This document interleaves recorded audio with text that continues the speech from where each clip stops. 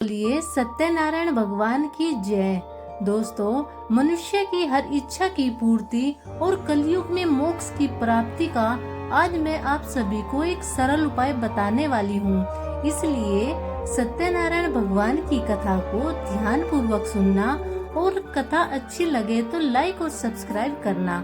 चलिए कथा को शुरू करते हैं।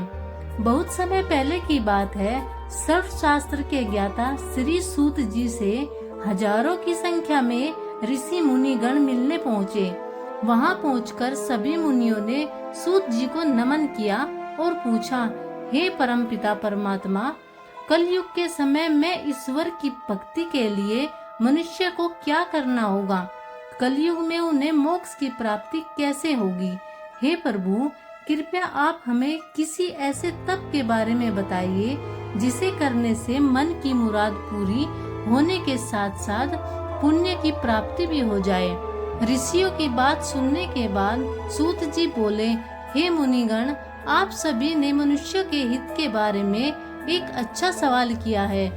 मैं आप सभी को ऐसे व्रत के बारे में बताऊंगा जिसके बारे में खुद लक्ष्मीपति ने नारद मुनि को बताया था। आप सभी इस व्रत को ध्यान पूर्वक सुने। एक बार नारद मुनि दूसरों के हित की अभिलाषा लिए कई लोकों के भ्रमण पर निकले।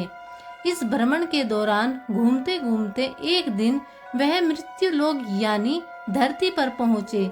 यहाँ नारद मुनि ने देखा कि सभी मनुष्य अपने कर्मों का फल भोग रहे हैं। इसके कारण सभी दुख से पीड़ित हैं। यह देख उनके मन में एक सवाल आया, ऐसा कौन सा उपाय निकाला जाए जिसका पालन करने से मनुष्यों के सभी दुखों का अंत हो जाए। अपने इस सवाल को लेकर नारद मुनि विष्णु लोक पहुंच गए। वहां उन्होंने भगवान नारायण की आराधना की। प्रार्थना करते हुए नारद मुनि बोले, हे प्रभु, आप तो सर्वशक्तिशाली है, आपका कोई अंत नहीं है। आप सभी भक्तों के कष्ट को दूर करते हैं, आपको मेरा प्रणाम है। नारद मुनि की यह बातें सुनकर भगवान विष्णु प्रकट हुए और कहा, हे नारद मुनि, आपके मन में ऐसा कौन सा सवाल है जिसके लिए आप यहाँ पधारे हैं? परम पिता परमात्मा विष्णु भगवान की बात सुनकर नारद मुनि बोले, हे प्रभु, मृत्यु लोक में मनुष्य अपने कर्मों के दुख झेल रहे हैं। भगवान, आप अगर मुझ पर तनिक भी दया करते हैं तो कृपया करके मुझे बताइए कि मानव ऐसा कौन सा काम करे जिसे उन्हें इस दुख से मुक्ति मिल जाए। विष्णु भगवान ने जवाब में कहा, हे मुनि, मानव जाति की भलाई के लिए आपने एक सवाल किया है। मैं आपको वह बताता हूँ जिसका पालन करने से मनुष्यों का मोह से नाता छूट सकता है। इतना कहने के बाद भगवान विष्णु ने व्रत के बारे में बताना शुरू किया।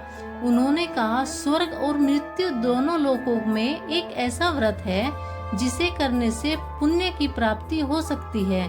उस व्रत का नाम है श्री सत्यनारायण भगवान की पूजा। इस व्रत को पूरे विधि विधान से जो भी करेगा उसे सुख और मोक्ष की प्राप्ति होगी।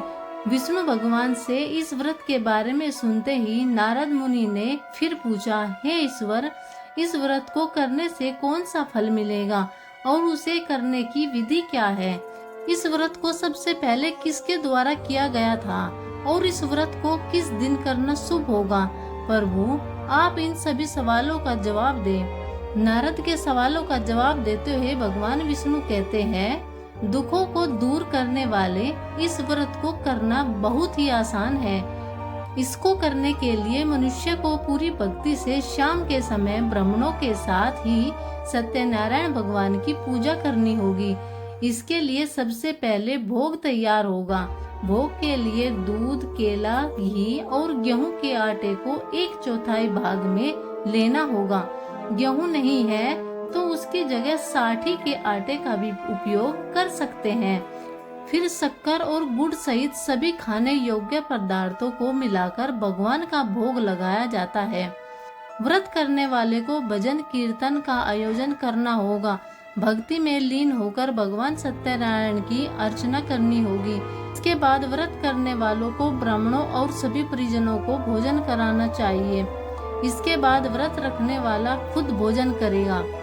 इस तरह पूरी विधि के साथ सत्यनारायण भगवान की पूजा करने से मनुष्य की हर इच्छा पूरी हो सकती है। साथ ही यह कलयुग में मोक्ष प्राप्त करने का एकमात्र सरल उपाय है। बोलिए सत्यनारायण भगवान की जय।